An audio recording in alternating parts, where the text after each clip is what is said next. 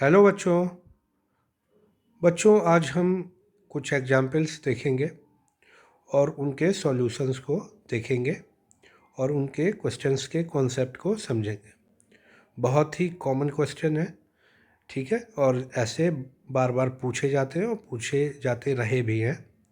तो पहला क्वेश्चन है स्क्रीन पे, यहाँ देखें, यहाँ लिखा what will happen to the resistance if the length is doubled. यानी किसी वायर की लंबाई को मैंने खींचकर डबल कर दिया तो उसके रेजिस्टेंस पे क्या फ़र्क पड़ेगा। तो हम देखें, मैंने यहाँ पे दो फिगर भी ड्रॉ कर रखे हैं। एक में लेंथ L ले रखी है, एक में लेंथ कितनी कर दी है 2L। तो बच्चों, अगर मैं वायर को खींचकर बड़ा करूँगा तो आपको तो ये तो पता है लेंथ बढ़ रही है तो वायर पतला होगा। यानी उसका एरिया पहले कितना था A, और बाद का एरिया मैंने कितना कंसीडर कर लिया A'। और पहले रेजिस्टेंस था R और अब कितना है R'। क्यों चेंज हो गया? तो आपको भी पता है कि जो रेजिस्टेंस है लेंथ और एरिया पे डिपेंड करता है। तो इस केस में लेंथ भी चेंज हो गई और एरिया भी चेंज हो गया। इस वजह से हमारा रेजिस्टेंस भी क्या हुआ, चेंज हो गया।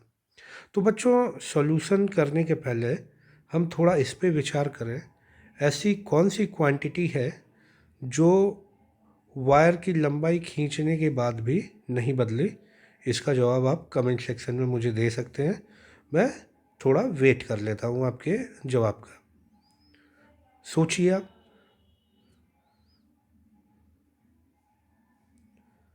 ठीक है बच्चों, उम्मीद करते हैं दिमाग पर जोर डाला होगा आपने। तो बात हम करते हैं कि इन दोनों ही केस में वायर के वॉल्यूम में कोई परिवर्तन नहीं आया। यानी वायर का जो वॉल्यूम था वो चेंज नहीं हुआ। यानी वॉल्यूम किसी सिलेंडर का क्या होता है, एरिया इनटू लेंथ। इस वाले केस में लेंथ बढ़ गई तो एरिया कम हो गया। इसका मतलब वॉल्यूम दोनों केस में कैसा है, सेम। तो हम यहाँ सॉल्यूशन करते समय यहाँ करते हैं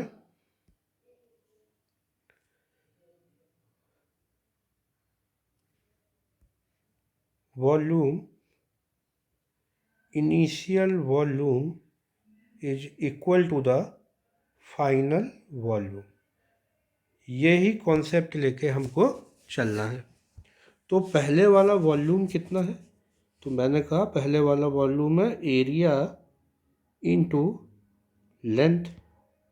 बाद वाला वॉल्यूम कितना है? तो बाद वाला एरिया है A' और लेंथ कितनी है 2L।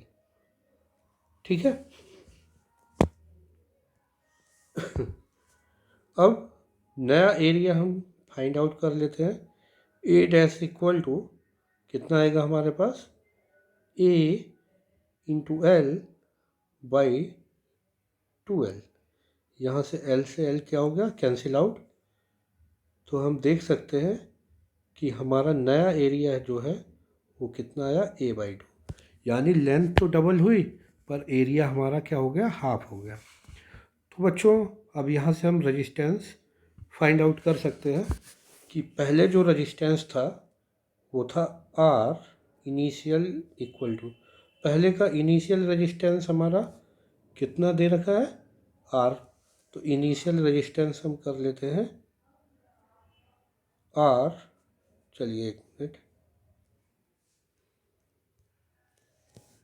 R equal to rho L by A। तो जो पहले का हमारा रेजिस्टेंस इनिशियल था वो कितना दे रखा है, R rho L by A। और फाइनल केस में हम देखें, फाइनल रेजिस्टेंस कितना हो जाएगा। तो भाई रजिस्टिविटी पे तो कोई फ़र्क नहीं पड़ा। क्यों? क्योंकि नेचर तो वही सेम है, मटेरियल पहले भी वही था, बाद वाला भी मटेरियल वही है। तो रो में कोई फ़र्क नहीं आया। तो रो एल कितना हो गया हमारा 2L, और एरिया कितना हो गया हमारा A/2। तो फाइनल आर निकालें, हमने कितना ले रखा है, R' इक्वल टू ये जो 2 है ये 2 ये आ जाएगा ऊपर, तो आ जाएगा हमारा 2 इंटू 2 4 रो एल बाई ए। और ये जो रो एल बाई ए है हमारा, इसको देखें हम, रो एल बाई ए था, ये किसके इक्वल है, आर के। तो यहाँ पर भी वही सेम चीज़ आई। इसका मतलब नया रजिस्टेंस जो है हमारा वो कितना हो गया, वो हो गया R dash equal to 4 into, ये किसके इक्वल है, आर के। यानी नया रजिस्टेंस पुराने वाले रजिस्टेंस का कितना हो गया है, 4 टाइम्स। यानी रजिस्टेंस की वैल्यू क्या हो गई है, इंक्रीज। यानी वायर की लेंथ बढ़ाने पर हमने क्या देखा, रजिस्टेंस की वैल्यू कितनी हो गई, 4 टाइम्स बढ़ गई, इंक्रीज हो गई। तो याद रखिएगा बच्चों, ऐसे क्वेश्चन करते समय हमें ये याद रखना है कि अगर लेंथ डबल करता है तो हम वॉल्यूम के कॉन्सेप्ट को लेके चलेंगे, area into length, area into length. Length अगर बढ़ाई गई है तो हम नया वाला एरिया फाइंड आउट कर लेंगे। नया एरिया जैसे ही फाइंड आउट करेंगे तो उसको हम आर वाले अपने फार्मूले में पुट कर लेंगे और नया आर हम निकाल लेंगे, जो नया एरिया और नई लेंथ आई है। तो हम यहाँ क्या देख रहे हैं, लेंथ तो जस्ट डबल हुई पर रजिस्टेंस हमारा कितना हो गया, 4 टाइम्स। तो बच्चों उम्मीद करते हैं समझ गए होंगे, और हम नेक्स्ट एग्जाम्पल एक और देखते हैं यहाँ पे। तो बच्चों नेक्स्ट एग्जाम्पल हम देखें,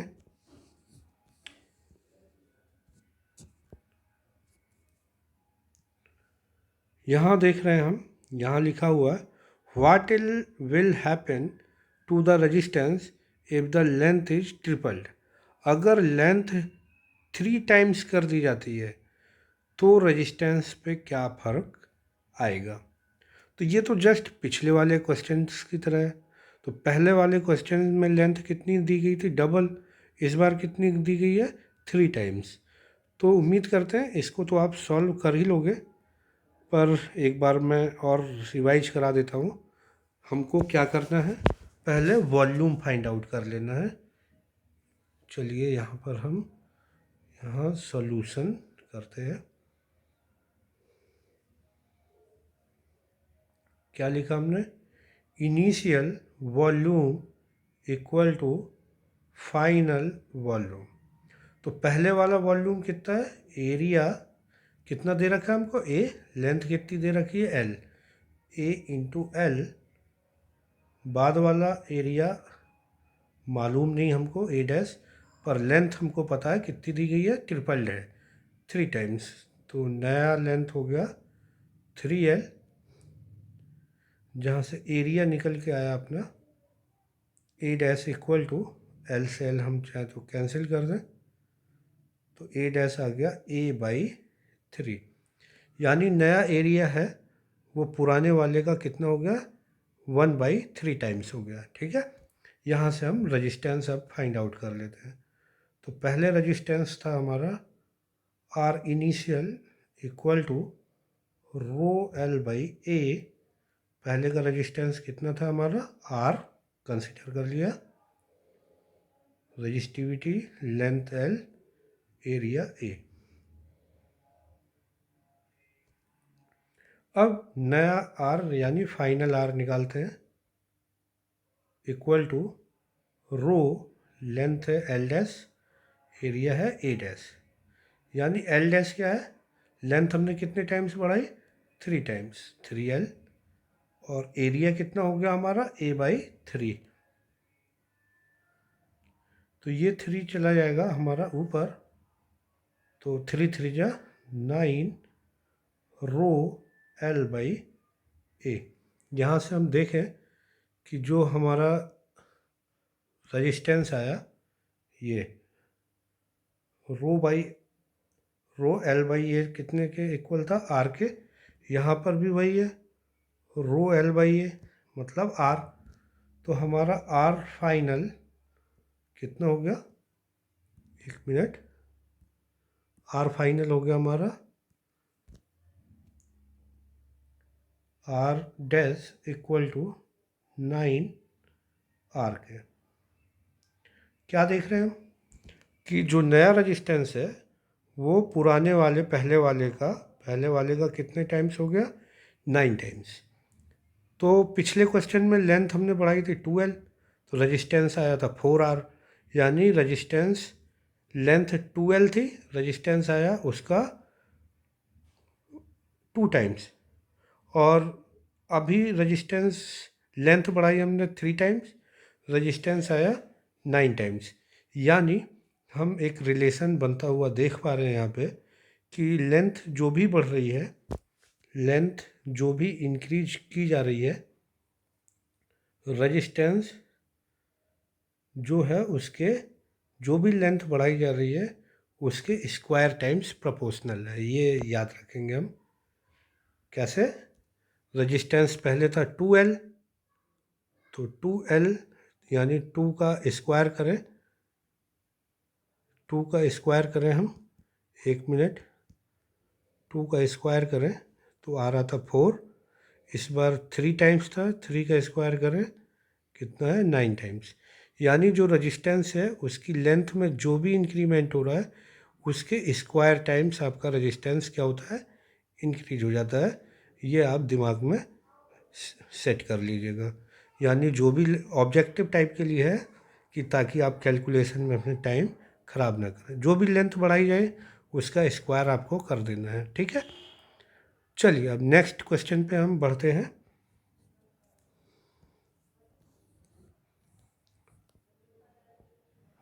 यहाँ देखें, नेक्स्ट क्वेश्चन है, if length is increase by 50%, what is the resistance. अगर लेंथ को हमने 50% बढ़ा दिया तो रजिस्टेंस पे क्या फ़र्क पड़ेगा।